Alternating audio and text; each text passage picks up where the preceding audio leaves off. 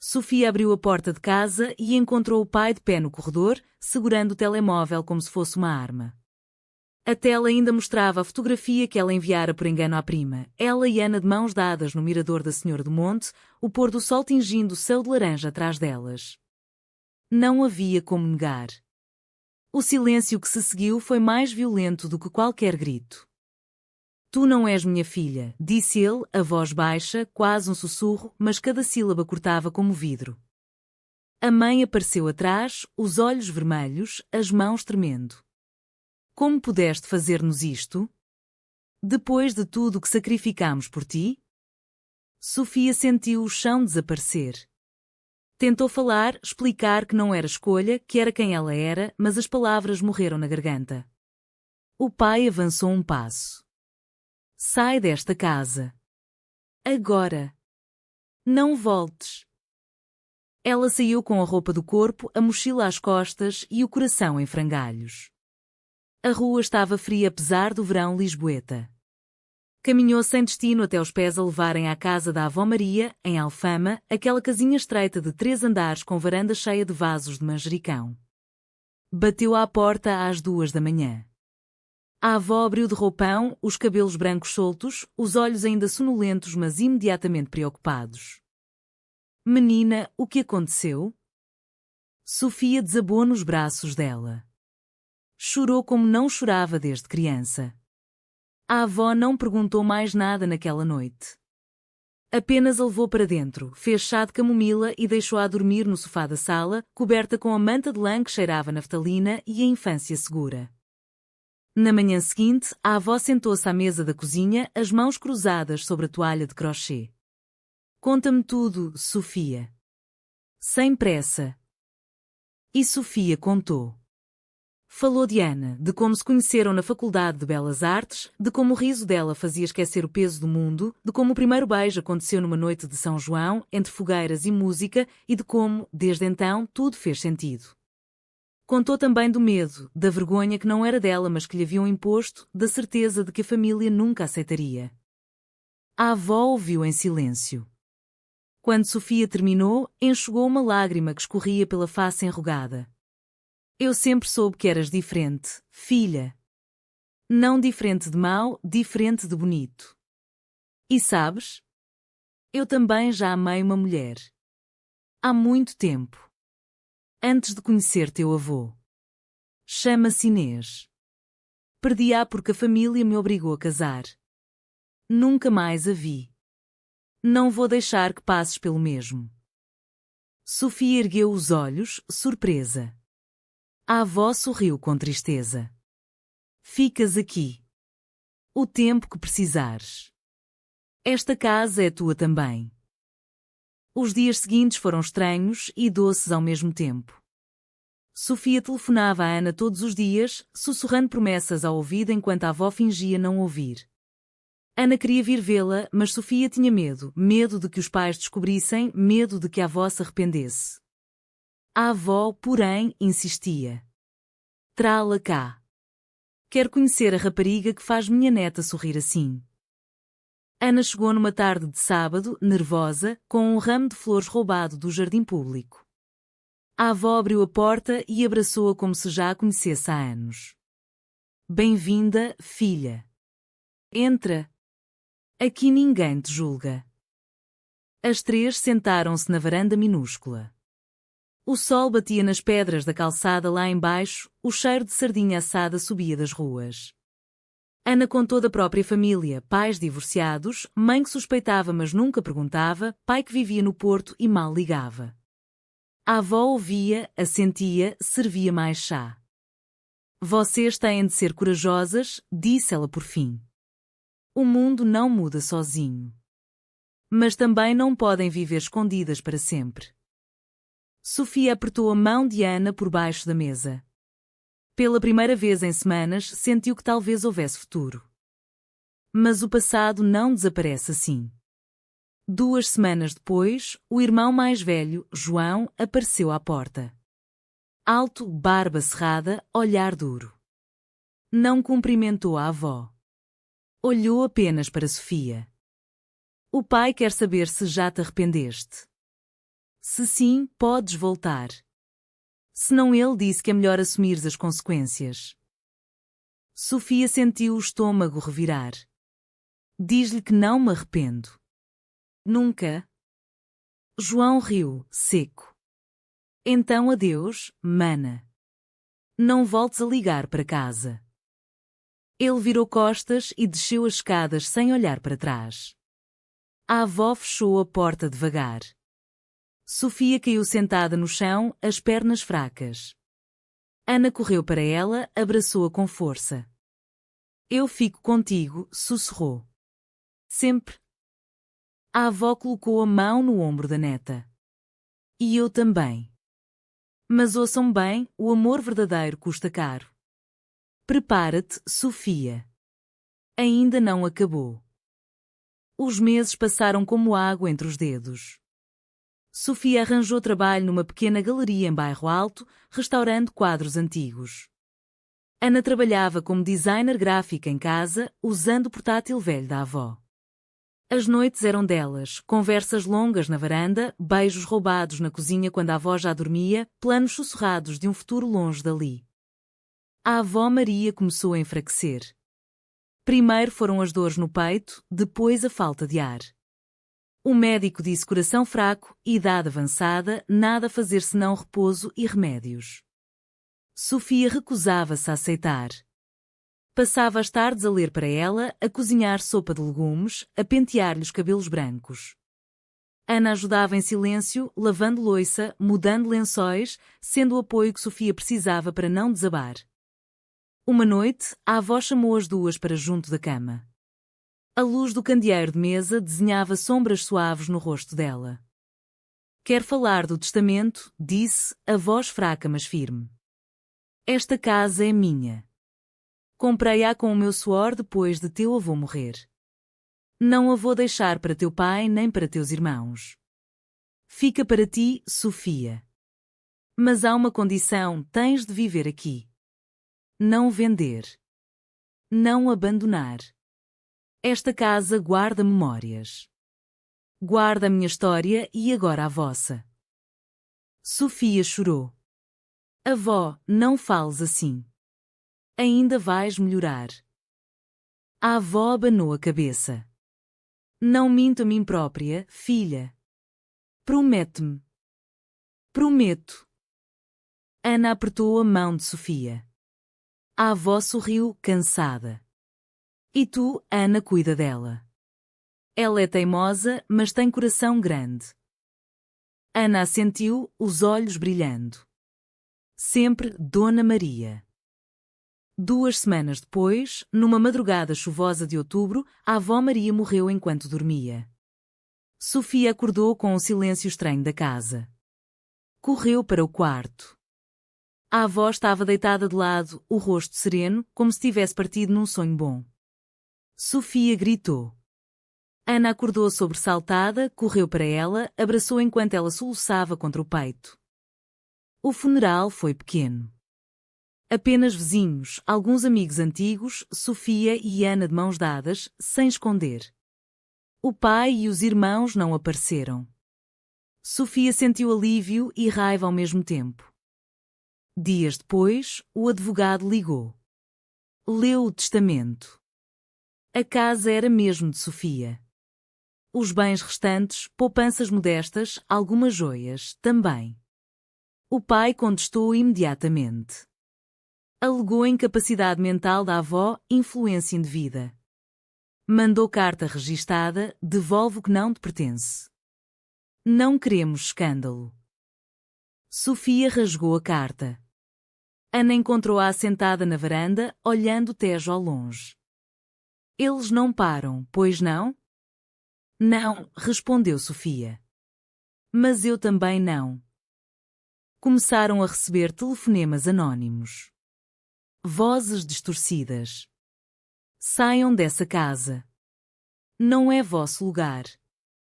Mensagens na caixa de correio, pecadoras.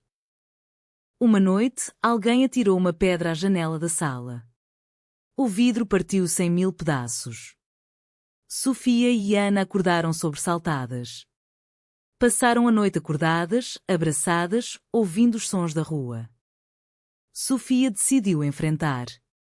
Foi ao café onde o irmão mais novo, Miguel, costumava estar.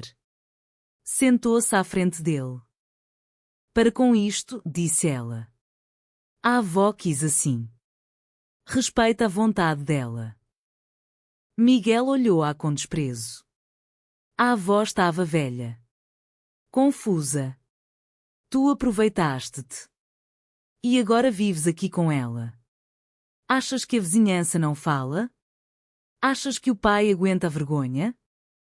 Não é vergonha nenhuma, rebateu Sofia. É amor.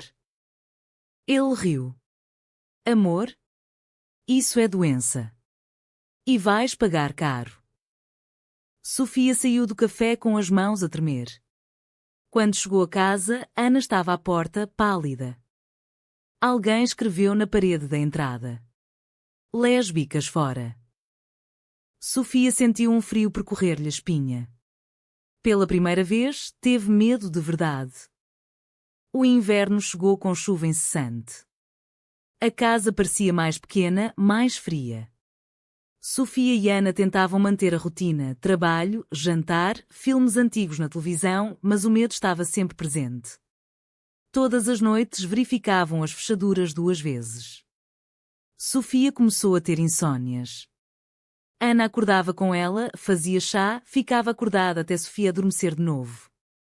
Um dia, o advogado da família apareceu.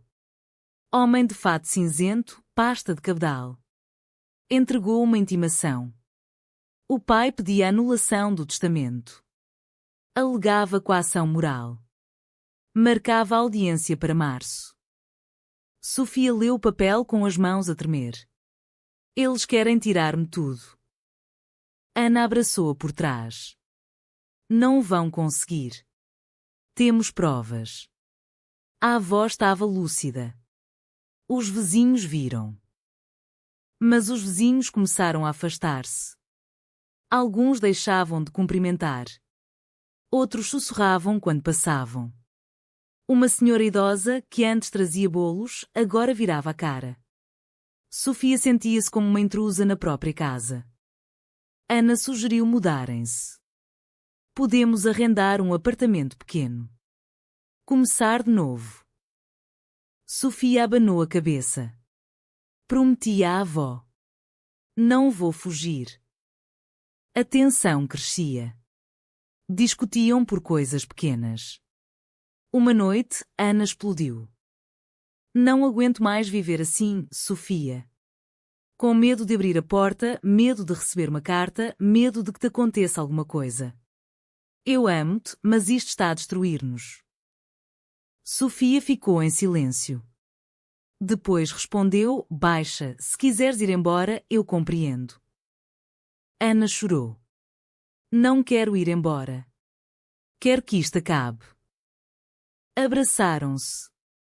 Choraram juntas. Pela primeira vez falaram em voz alta do que sentiam, o amor imenso e o peso insuportável.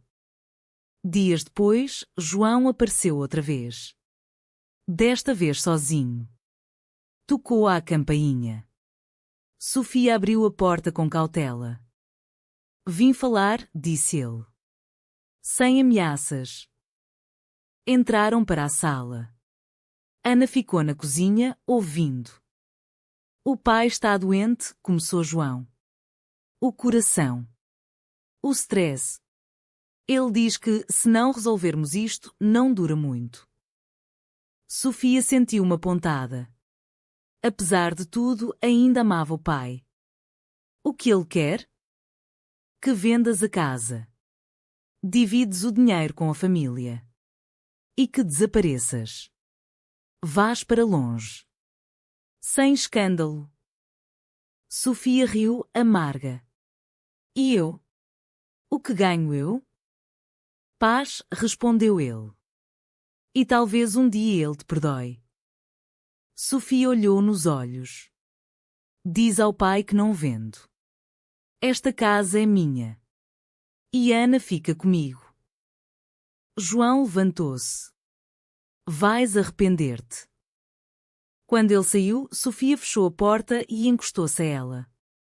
Ana veio da cozinha, abraçou-a. Vamos lutar, disse Ana. Juntas? Mas o medo já tinha raízes profundas. A audiência chegou. O tribunal era frio, cheirava papel velho e café requentado. Sofia sentou-se ao lado do advogado que conseguira através de uma amiga da galeria, um homem jovem, idealista, que acreditava na causa. Ana ficou na plateia, nervosa, mordendo as unhas. O pai não apareceu. Mandou o advogado e João. Alegaram que a avó sofria de demência inicial, que Sofia manipulou emocionalmente. Apresentaram testemunhas, vizinhos que disseram ter visto a avó confusa nos últimos meses. O advogado de Sofia rebateu com depoimentos de outros vizinhos, com um médico que confirmava lucidez, com cartas escritas pela avó meses antes da morte, lúcidas e carinhosas. O juiz ouviu tudo em silêncio. Adiou a decisão para 2 semanas. Sofia saiu do tribunal exausta. Ana abraçou-a na rua. Vai correr bem, disse. Mas não correu. Na noite seguinte à audiência, alguém entrou na casa. Sofia e Ana tinham saído para jantar fora, a primeira vez em meses que se permitiam um momento normal. Quando voltaram, cheirava a fumo. A porta da frente estava arrombada. Subiram as escadas a correr. A sala estava em chamas. Fogo lambia as cortinas, os livros da avó, o sofá onde Sofia dormira a primeira noite. Alguém tinha espalhado gasolina. Sofia gritou. Ana puxou-a para trás. Não entres. Chama os bombeiros. Sofia ficou paralisada. Viu as fotografias da avó derreterem nas paredes, os vasos de manjericão tombarem, o retrato da avó jovem com Inês cair no chão e arder. Os bombeiros chegaram. Controlaram o fogo. Mas a casa ficou destruída. Teto caído, paredes negras, cheiro de plástico queimado. A polícia veio. Investigação. Suspeitos óbvios, a família. Mas sem provas diretas. Pegaram impressões digitais, mas nada conclusivo. Sofia sentou-se nos degraus da entrada, coberta de fuligem, olhando o que restava. Ana sentou-se ao lado, em silêncio. Perdi tudo, murmurou Sofia. Ana pegou-lhe na mão. Não perdeste tudo. Perdeste uma casa. Mas tens-me a mim. E tens a memória da avó. Isso ninguém tira. Sofia chorou. Pela primeira vez desde a morte da avó, chorou sem raiva. Apenas dor pura. Os meses seguintes foram de reconstrução lenta. Sofia e Ana mudaram-se para um apartamento minúsculo em Moraria, alugado com o dinheiro que restava. A casa da avó foi declarada perda total. O seguro não cobria incêndio criminoso sem prova. O processo judicial continuou, mas agora era sobre indemnização e posse dos terrenos. O pai nunca mais falou com Sofia. João enviou uma mensagem única: não fomos nós. Mas talvez fosse melhor assim. Sofia não respondeu. Guardou o telemóvel e nunca mais olhou. Ana começou a trabalhar mais horas para pagar as contas. Sofia retomou a pintura, quadros grandes, escuros, cheios de fogo e sombras. Um deles, o mais importante, chamava-se A Casa que Ardeu. Mostrava uma varanda em chamas, 2 figuras abraçadas ao longe, olhando. Foi exposto numa galeria pequena. Alguém comprou. O dinheiro ajudou a pagar dívidas. Um dia, Sofia recebeu uma carta. Sem remetente. Dentro, uma fotografia antiga, a avó jovem, de braço dado com Inês, sorrindo para a câmara. No verso, escrito à mão pela avó, o amor vale o preço. Não tenhas medo. Sofia chorou outra vez. Mas desta vez foi diferente. Chorou de gratidão. Ana encontrou-a na cozinha, segurando a foto. Sentou-se ao lado. O que vamos fazer agora? Perguntou Sofia. Ana sorriu, cansada mas firme. Vamos viver. Juntas. Sem esconder. Sem pedir permissão. Sofia assentiu. Beijou-a devagar. Pela primeira vez em muito tempo, sentiu esperança. Anos depois, Sofia ainda pensava na casa que ardeu. Pensava no pai, nos irmãos, na família que escolheu o orgulho em vez do amor. Pensava na avó, na coragem silenciosa dela. Pensava em Ana, na mulher que ficou quando todos os outros foram embora. E perguntava-se, muitas vezes, à noite, enquanto Ana dormia ao seu lado, valeu a pena? Valeu a pena perder uma família para ganhar uma vida verdadeira? Ou o preço foi alto demais? O que achas tu?